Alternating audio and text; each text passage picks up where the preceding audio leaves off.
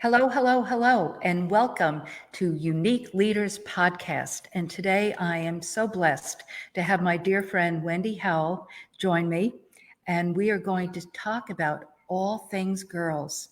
Right, Wendy? Absolutely, my passion. Yes. So before we go on and share a little bit about your past and what you're doing currently and how this has evolved, I just want to share a little story, a little nugget of when I met Wendy. Ooh. And it is such a telling story of Wendy. It was a cabbie party at Jan Goss Gibson's home That's right. about That 3 is years right. ago. And it was the day of the Georgetown Swirl, the wine swirl here, which we're a host of. And I really didn't have the time to go, but I really wanted to go. So I finished what I needed to do and headed to Lakeway. So I came a little late. Everybody had, visited, hello, and the gal was, introducing the fashions. So everyone looked and did and tried. After she finished, you came over to me and said, I don't know you, but I need to know you. Oh my God, that's beautiful. I've forgotten about that. That is And that's so true. And I remember it specifically now. I don't know you, but I need to know you. And that is Wendy Howell. So it began. And so it began, yes. So Wendy, I do know a lot about you, but there are things I don't. And I certainly know that many of our guests are from all over the United States. So they're not Texas gals and business gals in Texas or gentlemen. So I would like you to share a little bit about, you lived in, you were not from Texas. Correct. So share a little bit about your background and your retail experience, which we have a connection with, and then on to where you are, today. Oh yes, it's a journey of many years. So I'm actually from the Midwest originally. I was born and raised in Ohio. I'll condense this to a certain extent, but one of the first pieces of my career was actually in retail. I was a store director at Toys R Us, of all things. Literally, riding tricycles around at midnight the week before Christmas. I had actually opened that store that was in St. Clairsville, Ohio, of all places, and then went on to help open other stores in that market. So spent a number of years in retail. In the interim of that, there was this vision of me when I was young, always saying, I want to live in California. No matter what happens, I want to live in California. So I started interviewing for retail roles out in California, and I didn't really even have one yet, but I backed up my little car one day and drove across the country, and then started working in the retail space there as well. Not quickly, after years of saying, wow, 60% of our business is done as a 12-week period and like late nights and weekends, I went, I don't think so. And when I moved to the Silicon Valley, which is where I landed, everyone was in technology. I knew absolutely nothing about technology, big fat zero. In fact, this is, pre-AOL days even. I didn't even know what a mouse was other than a rodent. So, but I made the decision that I wanted to get into retail, into technology. I didn't know how, but I just started applying for anything and everything temp roles. And I ended up starting just as a temp with AT&T, helping in the billing department, quite straightforward. Took another temp role and working and helping to man an internal help desk. And, that's probably, answering the phones at what's your problem. That's probably 25 years ago at this point. And fast forward from that point, I just worked my way up through the ranks, if you will, and became director level and then ultimately chief of staff at a number of different technology companies. I'm currently with Cisco in that same type of capacity. So a little bit of tenacity there, you might. Well, that's why I'm saying so. This week, this is Wednesday. On Mondays, I start with Motivation Monday, and I start with a quote. And this was from Confucius, whether you think you can or whether you think you can't, both are correct. And Exactly. as I'm listening to you, you are the quintessence of that, because you said, I am going to do this. I want to do this, not I can't, or I can't, maybe, but I want to do this. And Right. so, you want, but you also wanted to live in California. Mm-hmm. And, God has a plan for us all. Mm-hmm. And you're sitting behind, or in front of, I should say, behind you is the version of Buddha. And Mm-hmm. how very so appropriate for all things girls, Mm-hmm. and what Absolutely. we're speaking about today, because it is about that desire. Everything begins with a thought, and you said, I'm going to do this, and then Right. you actualize that. There's also a great deal of stubbornness in this little body as well, as she might It's an interesting surmise. And I statement. realized I didn't conclude the journey, if you will. So Please. my husband and I met my husband in California. We subsequently had our daughter there, who's now 16, and the love of my life, one of them. And California is quite, for anyone who's in technology, California can be a tough place. I mean, it's very 80 hours a week, nonstop, highly competitive, all those things. And we've both been in technology forever. And my husband kept saying, we need to get out of California. We need to get someplace that's a different vibe. And of course, I didn't want to leave my ocean. I'm an ocean person. I was very, very stubborn about it. But finally, he sort of, I said, okay, we'll consider it, but I will go to a place that's cold. I'll go to a place that has snow. Blah, blah, blah. I had all these rules. But he's from Oklahoma originally. He went to OU. Sorry, UT people, don't hate me. And he had been to Austin numerous times. I had been here on business, but only to, get in a hotel downtown and then drive out to Dell and do business with them. But, we ended up, I ran into our friend who's a realtor. She said, I think if you try to do this now, it'll be the right move. And boom, fast forward, we put our house on the market. It sold the first day on an open house, which has never happened before. And and we hadn't even brought Lauren, my daughter, to Austin yet. So we said, what year was that, Wendy? Let's see, that's been, oh my gosh, it's been 7 years ago now. So what are we into? Whatever 7 years ago was. Okay. And so the next weekend we came here with our daughter to show her Austin, and we bought a house, and in like the space of here in Rough Hollow on Lake Travis, and in the space of 10 weeks, we were moved. I mean, so it was boom, like that. And you talk about, there's always a plan, and you go, wow.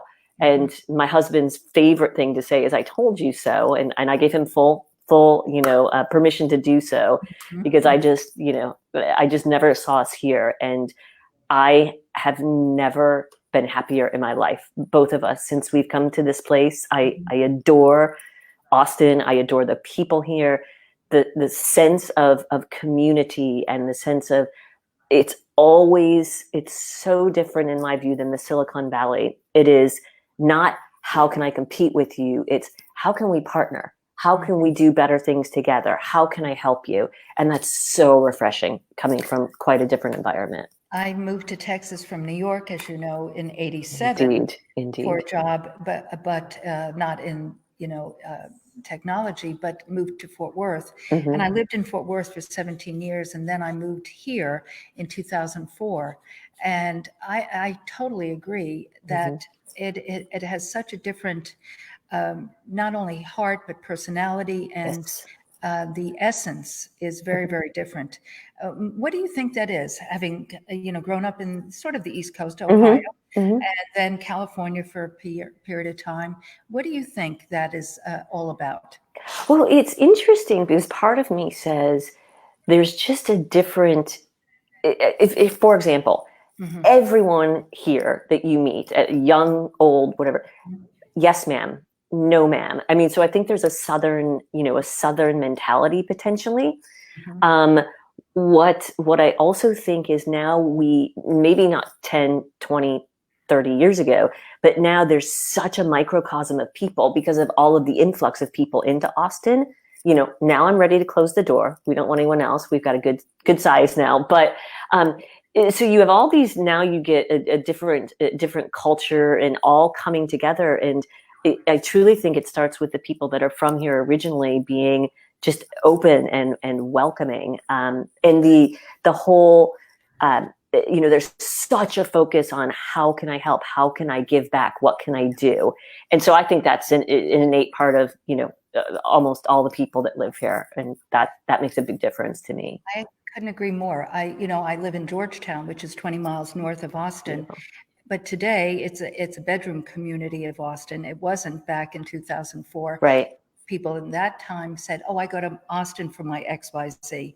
But today people say, "Oh, I don't want to go to Austin because of the traffic and so forth." But yet people live in this Georgetown area, right, as well as Lakeway where you live, that whole, but I agree. It's those founding fathers, it's that philosophy of it. And exactly. Someone reminded me the other day of that, and it was a totally different point, but that we were talking about the oil and gas industry, actually, and the challenge they're having right now, and a horrible challenge. And this individual said, "But it'll be okay because this is Texas." This is Texas. And I think that's another really good point. There's no, we'll be fine. We will get through this. There's just there's a strength or a tenaciousness or, we've got this, we'll come back. And you and I talked about this on the weekend, such fun fact before I continue. I came to Georgetown to get my dog. So our dog is from Georgetown, our Labradoodle, FYI. And I go for Novitas Spa and Monument Cafe, two of my favorite places. But yeah, it's just, there's a grit, I think, about people. And even if you're not from here, maybe someone like myself or yourself, maybe that's part of what made us gravitate here. I don't know. I can recall very specifically when we came here on our house hunting trip, I interviewed every person I met. I just did it, but here, 3 questions. What do you like about, yes, what do you like about Austin? What do you hate about Austin?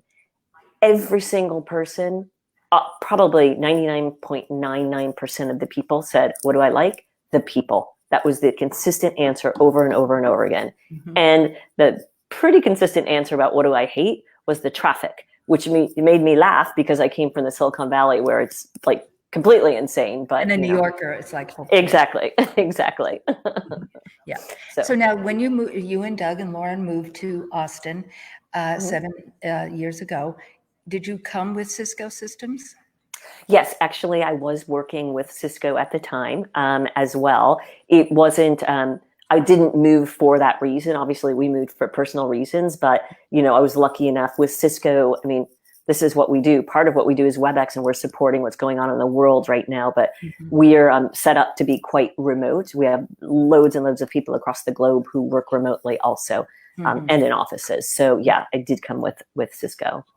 So that not only helped, but you had a job, a career job, and exactly. you continued on from there. Exactly. Same with my husband. So that worked out quite well for us. Okay. So now I just wanted to share with our guests that, so you're the Chief of Staff for Cisco Systems Business Unit. So that is a unit within the organization. Exactly. Okay. And you just touched briefly on what you do for Cisco. Just add a little bit to that, and then I'll share about your heart. Sure. So the role of Chief of Staff, I liken it to you are the gatekeeper for your executive, and you are the right-hand person for your executive, whoever that executive is. So the things that and it's different with everyone, right? The role is quite malleable depending on what organization or person you work for. So the things that I focus on a lot are talent, culture, talent development, owning of all the budgets and budgeting for the organization, special projects specifically for my executive. And I like to say anything that doesn't neatly fit into someone else on senior staff, if it doesn't fit into their bucket, it comes to my bucket. So one of the reasons I love the role so much is there's all those consistent things that I do all the time, but it can be, anything. Like, for example, right now, I'm helping for our organizations pull together various people that we're calling WebEx warriors. So because of the spike in WebEx usage due to COVID, we're pulling in loads and loads of people from our organization to get trained so that they can help take support calls. So it could be, any number of things, which is what keeps it interesting. I love it. You're the glue. You're the glue. You're the heart of that, and then you assist everyone else in their needs Exactly. and projects. Yes. Chief cat herder, basically. You herd a lot of cats, and you protect your executive. When there's things that really they shouldn't be going to that level, you jump in and take those on, etc. So it's really cool. I've done the same role with a couple of other companies as well, in addition to mergers and acquisitions, which is also one of those roles where you get exposed to every different piece of the business, and I love that. Yes. Yeah, because you are able to extract what the heart of that business is and then help that grow and go on from there. Exactly. Now, before we go on to your all things girls, I want to ask you a question about having gone from Ohio, Ohio, I love the state. I mean, I've traveled in Ohio. My products have been sold there for years at different salons and spas. Beautiful state, beautiful people. Then wanting to explore and go to California, did that. You worked in the retail world, but yet you said, I want to explore this because you were surrounded in that Silicon Valley. Exactly. Okay. So the question I have for you is, you were beginning your career at this time. You were formulating it. You were evolving. And one of the things that I hear too often, and I know you do as well, Wendy, but I hear, oh, I didn't get a degree. Oh, I didn't do this. Oh, I'm 26. Oh, I have a degree, but I never worked in, technology. I'd like to, I hear that too often. What would you say to an individual, and not, it could be a gentleman, but specifically, I guess, a woman, a young woman, what would you say to that person of change that thinking? How would you share about that? Yeah, I would say, it sounds so completely trite, but life is too short. If there is something you want, go after it. You can figure out, creative ways to get to where you want to go. I am a huge, huge, huge believer in networking, relationships, and the power of partnerships. So you've got someone in your network, or you can get to someone in your network who can get you to that next place that you want to go, whether that's in technology, whether that's, in politics, whatever it is that you want to do. You have to be comfortable in being uncomfortable, because when you're trying to make a big pivot, right? And I'm not really good at that, so I have to force myself to do it.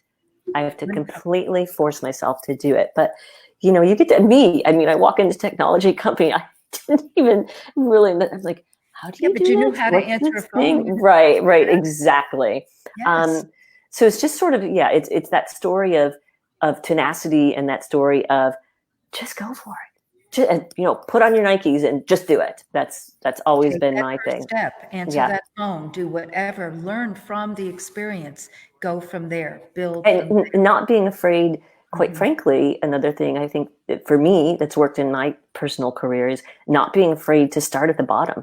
I mean, I was making an hourly wage, very low hourly wage, living in California, just because I wanted that, opportunity. So, and be a lifelong learner. That's the other thing I would say.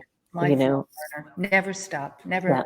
All of absolutely. the above. I'm going to take your quote, by the way, and use it again. Be comfortable with being uncomfortable. I love it, because if everything is in a nice, tidy package, you're never going to do anything, because it is about following your heart. It's not Yes. about having it perfect. Yeah. Just taking that heart. And it Yeah, does, I mean, and you know, adversity, and my goodness, with all that we're going through right now and all that we're seeing, you know, just facing adversity and getting through whatever that is for you that day or that week or that month or that year, you're a stronger person for it.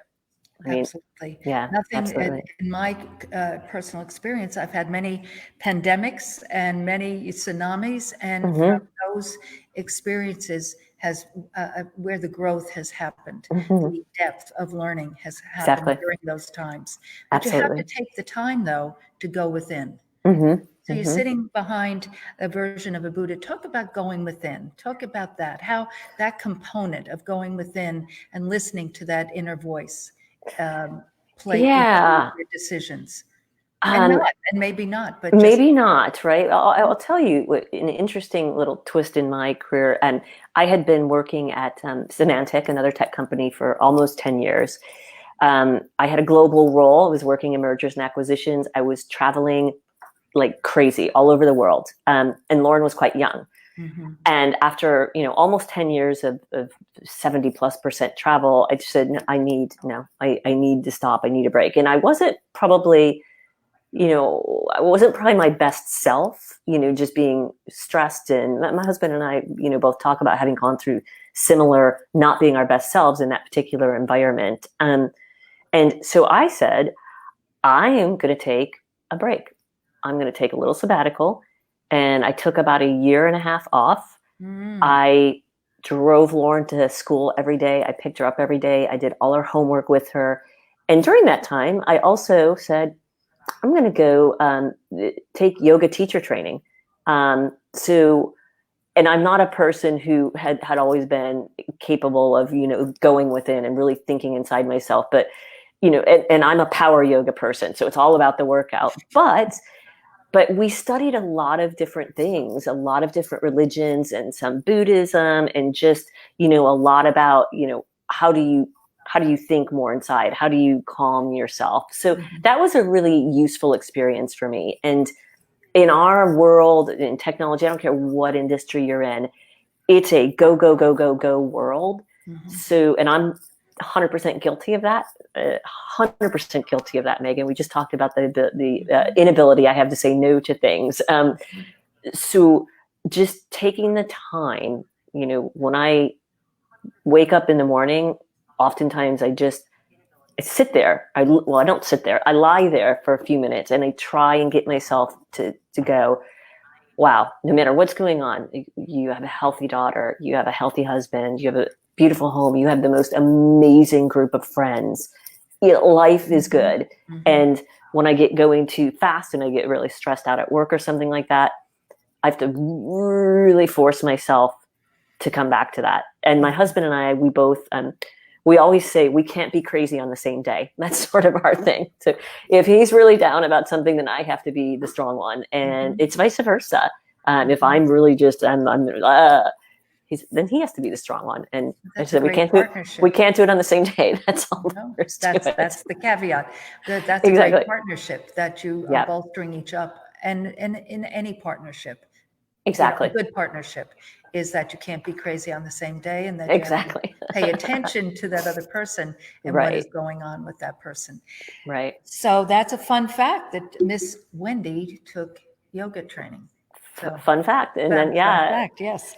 So now let's talk about um, the other piece of Wendy, which is not separate from, it's part of. Part of. Because nothing, I don't care who you speak with, if there's a hard thing, it's part of, it's integral to that Absolutely. person. And Absolutely. but you've in your period of 7 years, you have really gotten involved in many things here in the Hmm. Austin market. Hmm. And obviously, um, you know, the director of Girls in Tech, you know, I mean, so that's part of what you do. So Hmm. that's very, very clear why that would be. But then with the Central Texas Girl Scouts of America. Hmm. So why don't you share a little bit about the things that you've, and of course the Kindness Project, Hmm. but just kind of weave them, and then we'll end with this segment just about, the Women of Distinction celebration that's tomorrow Fantastic. night. Okay, so just share a little Yes, bit about that. absolutely. And when I did move here, and I'm maybe, I don't know whether you want to say a little bit embarrassed, but here's my former world of giving back was writing a check. That's that's what I think a lot of people do.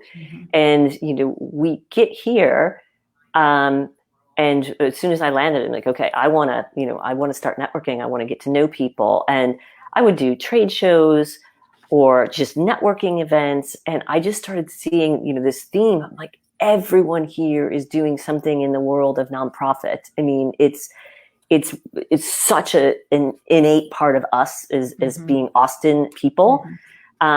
So Girls in Tech, I started to get involved with that, not only just from a personal perspective here as the managing director in Austin, but I funded a global partnership through Cisco with Girls in Tech. So we are interacting with Girls in Tech all over the globe. That's very close to my heart. Awesome. Andra from the Kindness Campaign and what they are doing in teaching, kind leadership to our youngsters. I mean, that's just such a noble cause. There's probably about 15 other organizations that I am in some way, shape, or involved with, whether it be nonprofit or another real passion of mine is mentoring, whether that be young girls or whether that be folks that are early in their career or starting a business. How can I take my experience or background, be it good or bad, and use that to help people.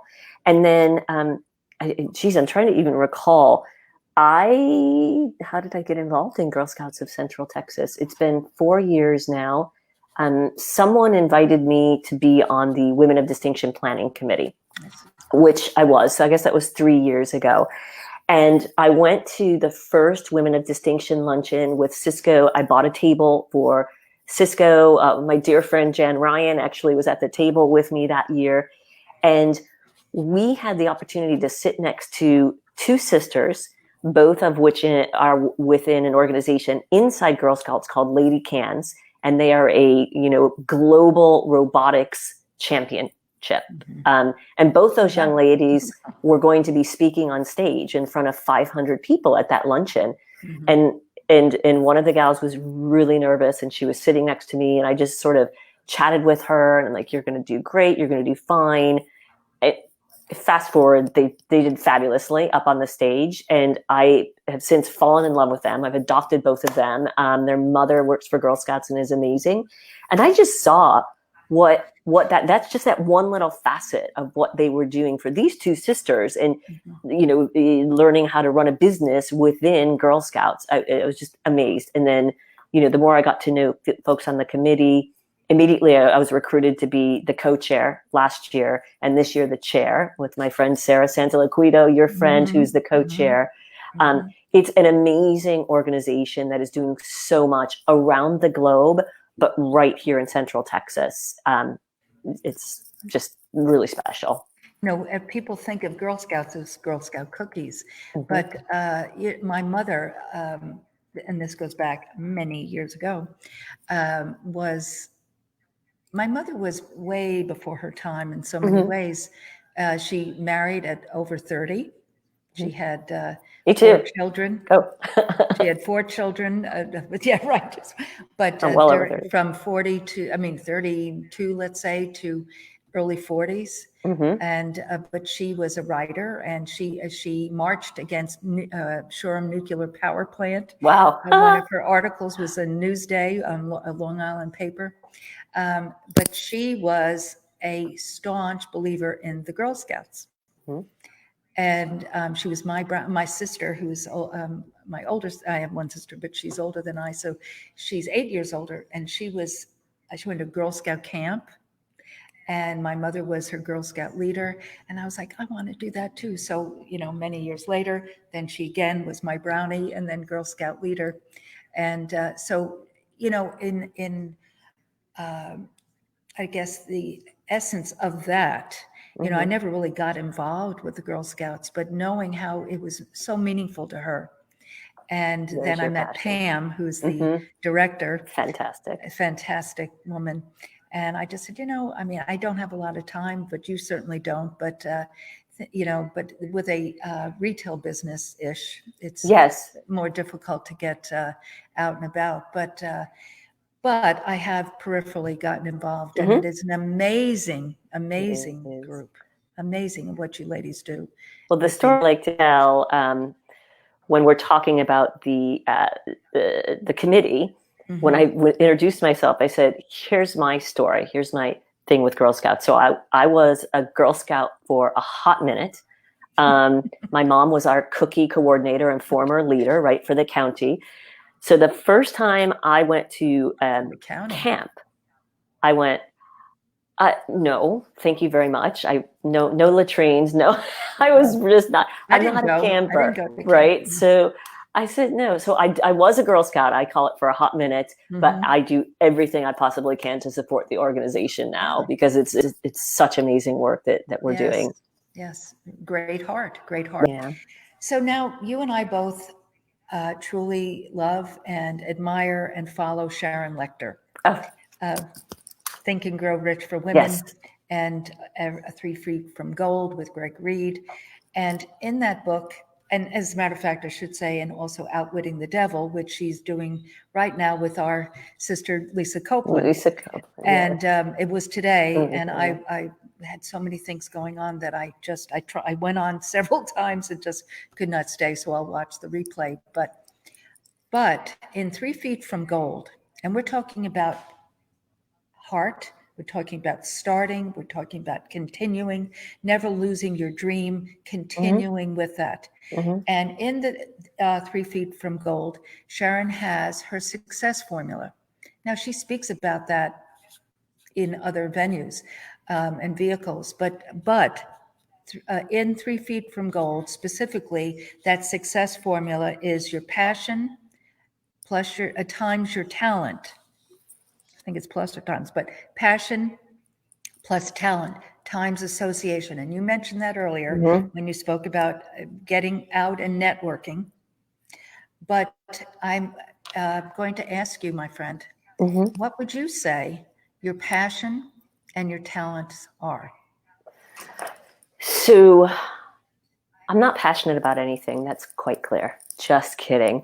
I'm smiling. My passion is absolutely all about, as I mentioned, raising the next generation of powerful female leaders, but also, encouraging and empowering those that are already, maybe not young girls, but maybe they're early in career or early in university, that type of thing. So it's all that I can do to give back and lift this next generation up. And I think probably the talent, and I think I have another friend who does a similar formula, and it's when your passion and your purpose collide, that's when the magic happens, which is pretty much the same thing.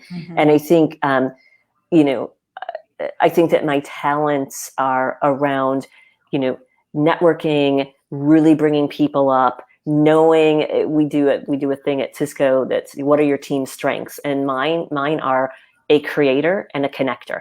And I think connection and the power of connection, whether it's me introducing Megan to someone that you need to know, or whether it's me connecting two young girls who have a similar passion, whatever that is, that's what I'm always looking for. Like, just like when I met you, Megan, I'm like, I don't know you, but I need to know you. And it's, sort of the same thing. Maybe it's, you don't know so-and-so, but you must meet so-and-so. Do you know? That's, and I think that's powerful. I think that's really powerful. Very powerful. You mentioned Sarah Santalucido several times. Your dear, sweet Sarah, who I kind of think a little bit mine. Now, yes, very much yours too. Sarah said to me, and I'm going to tie this to another little piece, but Sarah, it was at an Austin Women's event. We were chatting, just basically talking, and she said to me, I'm an esthetician. I'm like, excuse me? Yeah, exactly. Because she works, at that time, she worked with you, directly with you. Absolutely. Yes. Absolutely. And she's been doing a lot of these types of philanthropic work with you as well. But she said, I'm an esthetician. I'm like, there's a disconnect there, meaning Yes. what does that mean to me? And she said, well, I got my license in 2015, but I've never worked. Mm-hmm. Oh, okay. She said, I really Isn't that would like interesting? to. Mm-hmm. Isn't that interesting? And then she said, so I invited her up to come to a training that I do with my staff all the time. And she said, I'd like to work with you. And I'm like, but you have a job. And then, but what she really was saying is that she didn't want to let it go. Mm-hmm. She didn't want, but she had never worked. So she wanted to be mentored and have that muscle to begin. So it didn't atrophy, Exactly. and that she would continue going on. So when I ask people that now, that's going to be it's a little secret, but I won't tell. no. But I think that you're right. When I was reading that, to me, passion collides with purpose. It does. And Absolutely. then your talent to help that, be. Exactly. All comes together. So I'm going to close, my friend, with, yes, ma'am. And today is a sad but a joyful day on some level. Our dear friend Rick Gibson has gone home to heaven, and we're both, just brokenhearted for our sister Jan Gus Gibson. But I wanted to share a little story about Rick.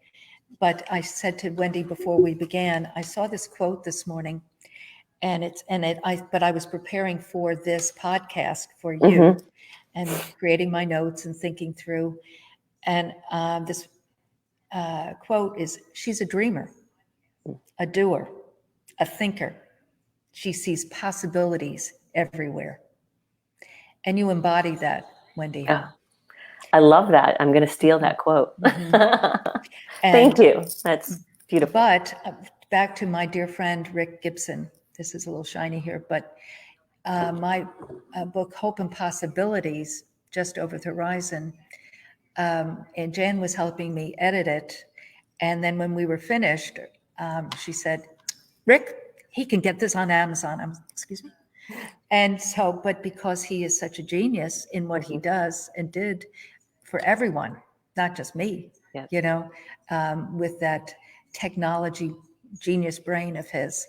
But the fun part to me about Rick Gibson was that he derived as much joy that weekend when, that little snippet of time when it can be free and put it on. That's what she meant by, he knows what to do. Yeah, exactly. Because I sure don't. And then he would text me saying, in one category, it just went to number 4, and so he derived tremendous joy from that. I mean, certainly it was wonderful for me, but it was just wonderful to see him be part of. And that's what we're speaking about, folks, is that, and that's why through this pandemic, through this quarantine, I said, I am going to figure this out. And from that, this Unique Leaders podcast happened. And when Wendy reached out saying, let's do this, because again, this women of distinctions must be exposed. Yes. It's so vital. And so I said, absolutely, let's do it. Yay. And expose this. But it is about helping others. From Sarah Santaliquido, I finally learned how to say her name. It takes a while. But to our dear friend who will be with us forever and ever. We just want to thank you, Rick. Thank you, Rick Gibson. Do you want to share a little Rick story? My Rick story is Jan and I do, for those who don't know, Jan and I live less than a mile from each other in Lakeway. We all run in the same circles of doing a lot of these charity events, et cetera. So, and Austin Women Magazine, with Melinda Garvey, all these. So Jan and I would often say, hey, there's an event tomorrow. Shall we go together? Shall we Uber together? Which we would do sometimes. But oftentimes she would say, well, or we could just have our chauffeur, I can't even say it today, chauffeur take us, which was always Rick. So Rick sort of became one of our driving Miss Jan and driving Miss Wendy, I guess I'll say. He did that often. And, they're two of the most special people in the world, and I'm lucky enough to be close. And Jen knows that, I'll be here for her. I was able to see right before he went to the hospital. I was able to see him, so that made me very happy. But Absolutely. we'll get through this together as sisters. Amen. Amen. And by the way, Miss Wendy and she mentioned that we chatted on Sunday. Now, I don't know if Cody Hurt is still on, but he visited us today, who owns Mesquite Outfitters with his partner, Brad Strittenmeyer. He was on, and many other folks. But so everyone that has been on, thank you for joining Wendy and I. But Wendy and her husband, Doug, I don't think you want to share what Doug's idea is, or do you, or we'll go to the other source, or what do you think? Absolutely. At least conceptually. Okay. My husband is a city councilman here in Lakeway. And as we talked, we all are thinking about, wow, it's hard enough for the large businesses, but what about small businesses, which is basically the backbone of America? I know my family has a 6th or 7th generation family-owned water well drilling business, and I'm trying to help keep that afloat, back in Ohio as well. So he's trying to think of a creative way to help these small towns, come out of the COVID haze. And what better way than to utilize what I'll call a local celebrity whose name is Chet, and he does the Day Tripper show for those of you that are familiar with it. So he came up with this concept of possibly doing almost like a passport type game or contest that would drive people out to these businesses, to these small towns and to local businesses to help them start to come back to reality, come back to life, come back to their former selves. And I think it's a pretty fantastic idea. So we are, with Megan's help, we're going to approach Chet and see if that or other local media, other city councilmen. I think it's a great opportunity for us to, again, power of partnerships coming together to help our small towns and our small business owners. Because we all know we're not going to get on a plane anytime soon, really. And so, but when we can leave our homes, we want to get out and about. So I think what better day tripping with Chet Garner. That's right. His office is around the corner, so I'm going to make sure. But if Cody, you're still on, let's get together, because I know you know Chet. So, but we'll see Miss Wendy and Doug up here when they Absolutely. can. Your favorite Monument Cafe and everything, so my that goes mimosas on at Monument. Georgetown, right? Yes, absolutely. And I think you guys are sort of officially starting to open as things around here now. So I'm excited. I think we're doing it in a good manner, and I think we'll do it safely and continue to be safe. So I think you're right. I do think you're right. Retail. Today's Wednesday, Friday. And then our business from a service position can open as well as others. I have this cap on. I'm really getting tired, and I'm sure you're tired of looking at me with the cap on. But my little hair color powder is not working as well as it did. But see this. So hence, my daughter in Colorado, so the Colorado Rockies. There you go. Anyhow, but the 18th we can start. Fantastic. And we're looking forward to that. Yes. Excellent. Well, thank you, Wendy, for joining me. I Thank truly you. Appreciate it. And, what a joy, and what a lovely conversation as well. Thank you for giving me the opportunity. My pleasure. But we will have everything, and we'll put your social media handles on as well, so people can connect with you. But absolutely. Really, the Women of Distinctions, amazing event. Please do go and just get involved on some level. So it's just, it's in the end of the day now, instead of a midday luncheon. Bring your whole family, bring the kids, sit and have dinner in front of the laptop or show it on the television. It'll be good. It's just a fun, beautiful event. Absolutely. Very inspiring. I was certainly inspired. Absolutely. And nothing is going to be any different tomorrow night. So, perfect. Yes. We will great. We'll see you soon, my dear. Thank you so much. Appreciate it. All righty. Bye-bye.